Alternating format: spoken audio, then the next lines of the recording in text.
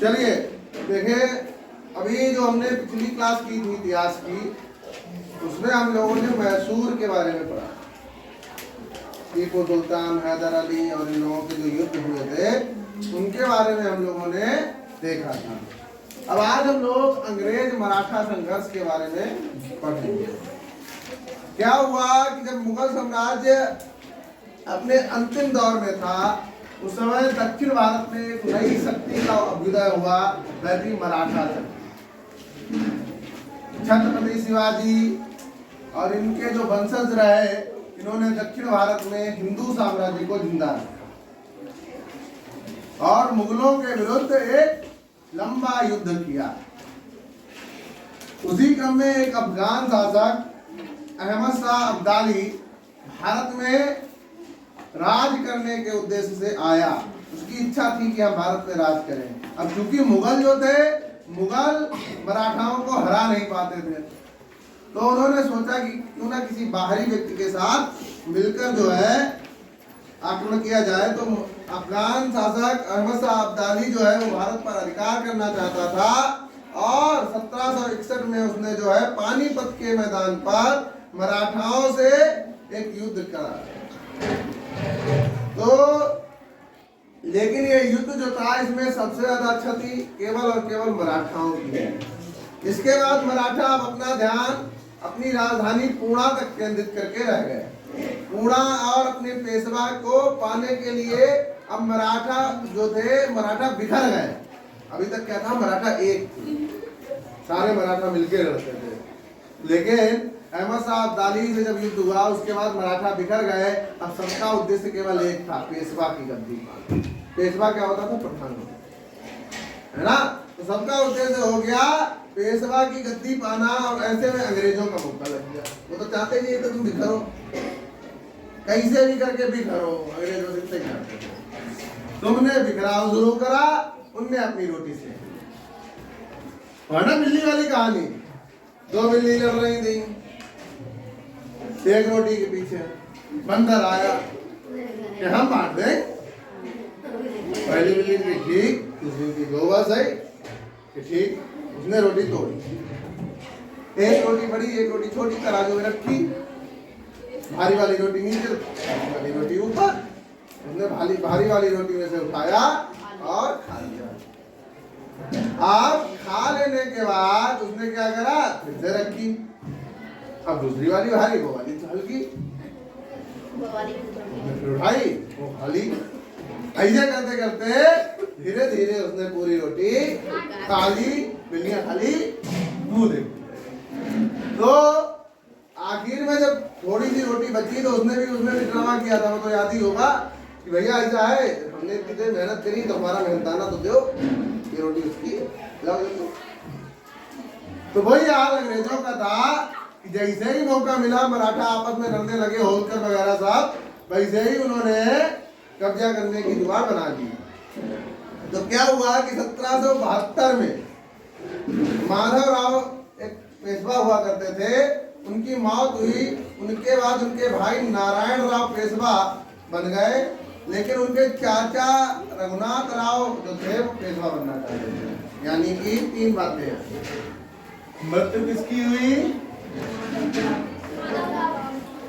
माधव राव की। पेशवा बना कौन, नारायण राव। ये कौन थे, इनके भाई।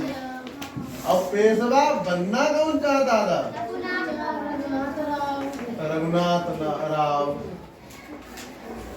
तो क्या शुरू हो गया, एक ही इच्छा थी कि पेशवा हम बन जाए। ये मरे तो भैया इनके भैया को बना दिया गया, नारायण राव को। ठीक है। तो क्या हुआ कि भैया रघुनाथ राव ने दिमाग लगाया, यही से दुकान चलेगा, मर्डर कर दो।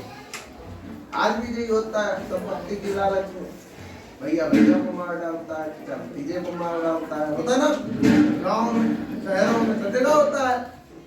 तो ऐसे ही रघुनाथ राव ने नारायण राव की हत्या कर, क्या कर दी, हत्या कर दी। लेकिन इसका परिणाम उल्टा क्यों हुआ, लोगों की नजर में नारायण राव का पुत्र जो अभी ज्यादा सा था 3-4 महीने का था वो हीरो हो गया। क्यों? इनके भैया भैया चचा ने जो है मार दो, हमारे राजा तो इनके लड़के ही हुए। तो इनके जो पुत्र थे किसके, नारायण राव के, उनको शासक बना दिया गया और उनके संरक्षक रूप के रूप में नाना फड़नवीस को नियुक्त किया गया। बाहुबली पिक्चर देखी ना, बस सेम वही। बाहुबली में दिखाते ना कि वो छोटा सा बच्चा होता है उसे राजा घोषित कर देते, कटप्पा उसकी करता है। ऐसे ही इस वाली पिक्चर में नारायण राव का जो बेटा था उसको राजा घोषित कर दिया गया और कटप्पा का काम किया नाना फड़नवीस ने। और नाना फड़नवीस जो है कटप्पा की तरह इन पेशवाओं की रक्षा करने लगे। और रघुनाथ राव जो था वो दौड़ के पहुंच गया कहाँ, जिधर दौड़ रहे हो तो दौड़ जा देखे जगह कहाँ, अंग्रेज हो। रघुनाथ राव पहुंचा कि महाराज बचाओ साहब, लाट बचाइए। लाट तो सही जुगाड़ में बैठे थे सब आप, लेकिन ड्रामा करना जरूरी है। नहीं नहीं नहीं भाई, तुम्हारे भाई लोगों को मसला है भाड़ जाए भाई, बचाओ हमें। तो उन्होंने कहा ठीक है। हुआ युद्ध।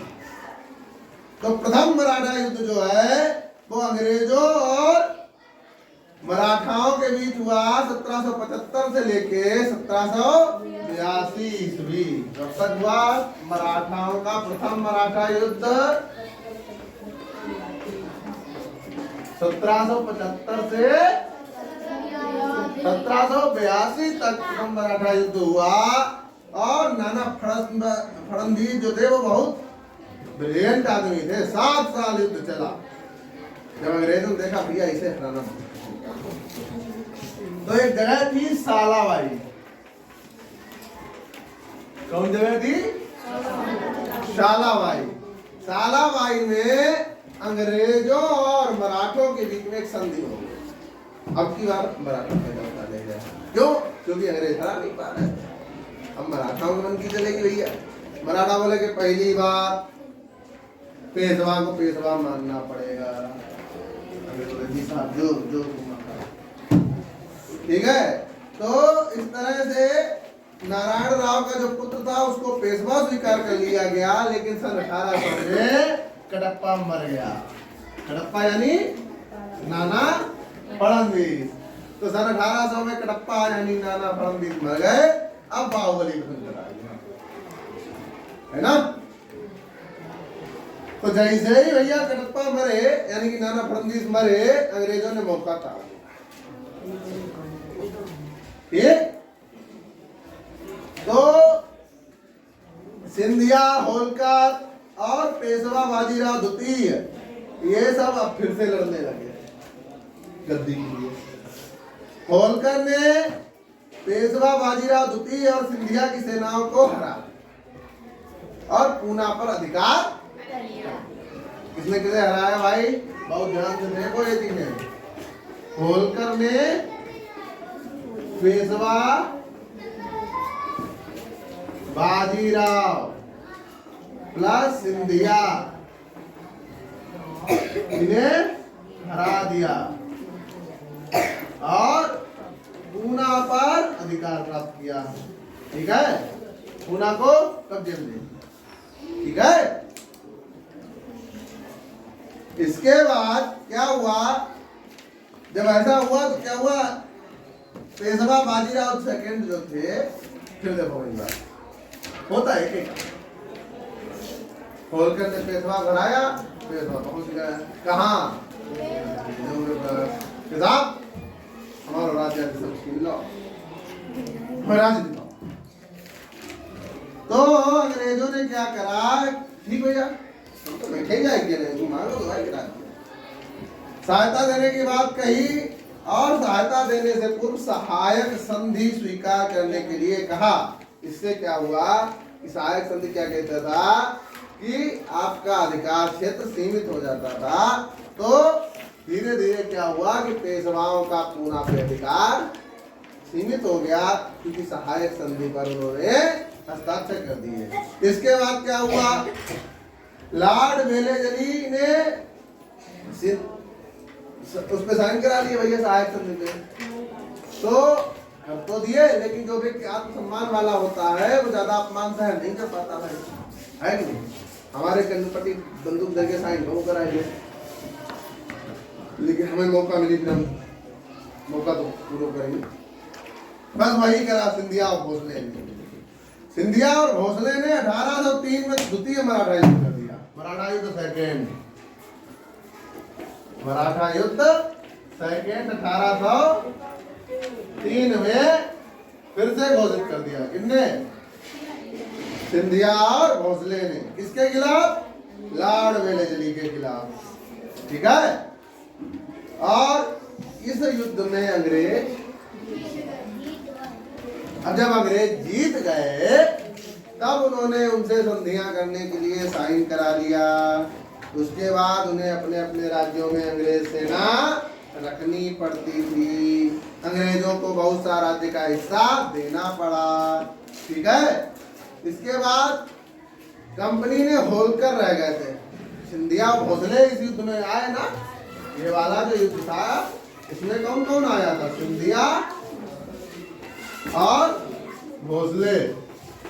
इन लोगों ने युद्ध करा, इनसे संधि करी और इनसे राज्य रखने के लिए मजबूर करा, इनको पैसा देने के लिए मजबूर करा। अब बचे थे होलकर।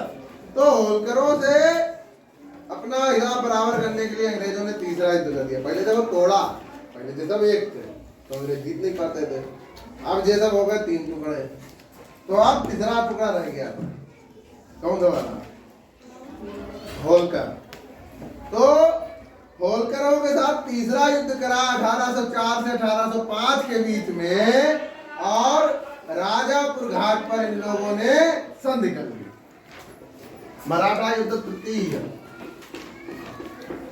1804 से 5। इसमें कहा संधि करी? राजापुर घाट। किससे करा था? कौन से, किससे करा था? तीसरा वाला युद्ध होलकर। तो यहां तक बात हो गई। अभी होलकर हारे नहीं थे, तो अंग्रेजों को चैन कैसे पड़ता। लेकिन हाँ, बेचारे बहुत कमजोर हो गए थे, तो उन्होंने चौथा युद्ध कर दिया अंग्रेजों और मराठों के बीच। तो इसके बाद क्या हुआ कि वो पूरी तरह हार गए। ठीक है। और उसमें क्या हुआ कि पूरा का पूरा राज्य जो कि अंग्रेज मराठों के पास था, मराठों के पास जो राज्य था उसमें राजपूताना राज्य भी हुआ करते थे, वो सब का सब अंग्रेजों के। अब अंग्रेजों के पास मराठों का भी पूरा राज्य हो गया। अभी आपने एक चीज देखी होगी, इसमें बहुत सी संधियों के नाम आए, सहायक संधि, विलय संधि। तो ऐसे ही एक संधि थी डलहौजी की विलय नीति। तो विलय नीति में क्या होता था, अब क्योंकि अभी तक क्या था, अभी तक थोड़ा थोड़ा हिस्सा था, तो अंग्रेज सोचते थे कि कुछ नियम बनाएंगे तो बड़ा हो सकता है। अब उन्होंने धीरे धीरे धीरे धीरे पूरे पूरे भारत पर अपना कब्जा कर रखा था, तो आपको टेंशन फ्री होगा। जो नियम बनाएंगे हम बनाएंगे, मानना हो मानो, वरना जूते की तरफ मानेंगे। अंग्रेजों की सोच थी फूट डालो राज करो। तो अंग्रेजों ने क्या करा, जब ये पूरा राजपूताना भी उनके अंडर में आ गया, तो डलहौजी एक नीति लेके आया जिसका नाम था डलहौजी की विलय नीति। क्या नाम था? डलहौजी की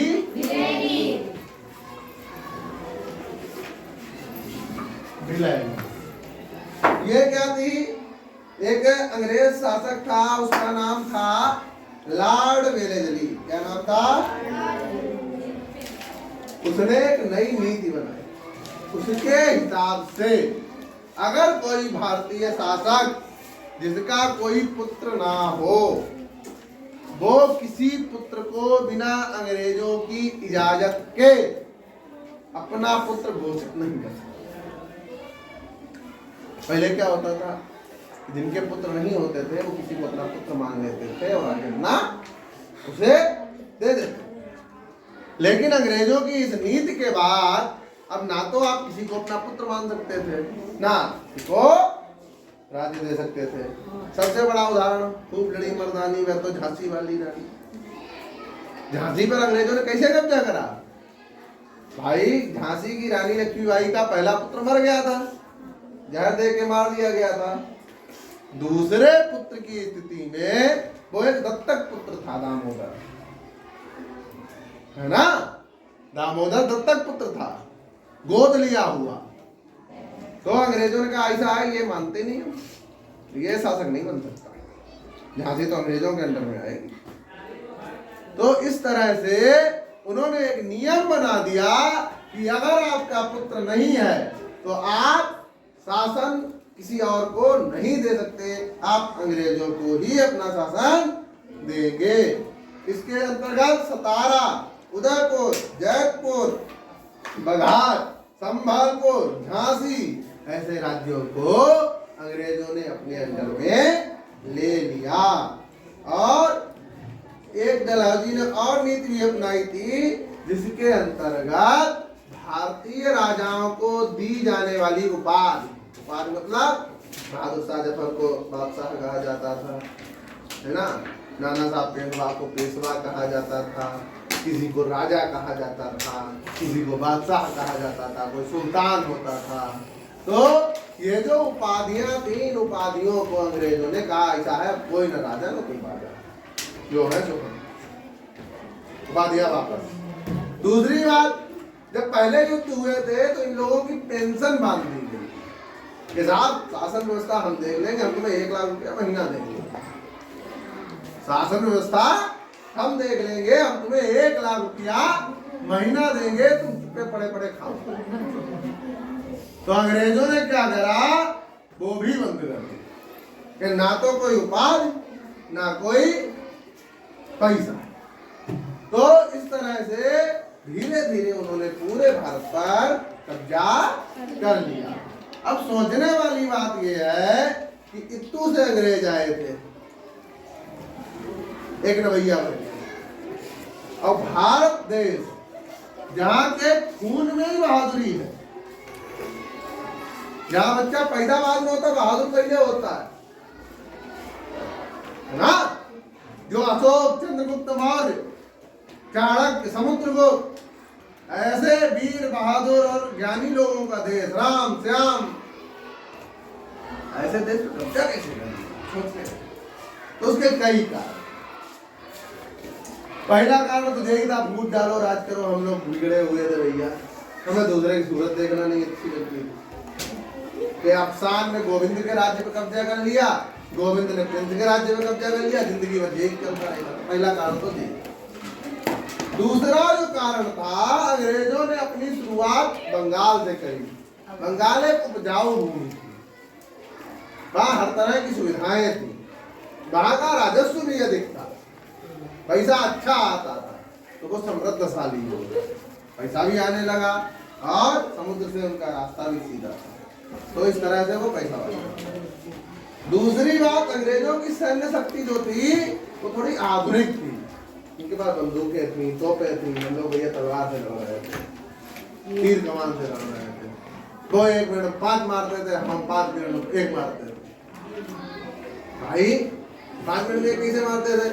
हम गए, हम किसी के साथ हमला करने गए, सामने वाले के पास भी तो हथियार होता था, वो अपना बचाव करता था, टन टन टन टन टन चलता था। अगर तक टन टन टन टन होता तब तक 5 बार ढाई ढाई ढाई हो जाती थी, खेल हो जाता है कि नहीं?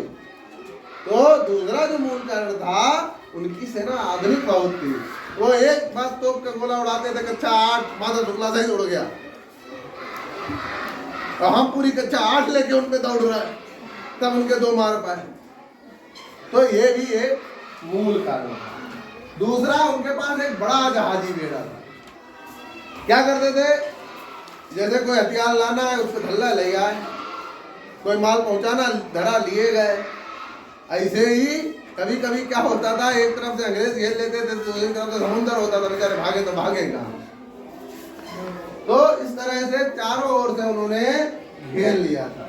तीसरा, बहुत बुद्धि वाले थे, कूटनीति बहुत थी। जैसे अभी हमने लॉर्ड डलहौजी की विलय नीति पढ़ाई। दिमाग देखो कि जिसका पुत्र नहीं होगा वो हमारा, और जिसका पुत्र होता था उसे मरवा देते थे। भाई गंगाधर राव का पुत्र था,